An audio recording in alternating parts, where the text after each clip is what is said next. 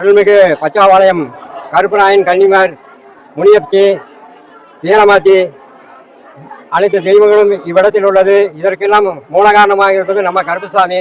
இவர் சுமார் ஒரு 300 ஆண்டுகளுக்கு முன்பே வந்தவர். எத்தனையோ அதிசயங்கள் அற்புதங்கள்லாம் நடந்தது.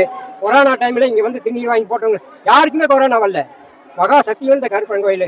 எல்லாரும் வாருங்கள், வந்து பயன்பெறுங்கள். வாழ்க வளமுடன், வாழ்க வையும்.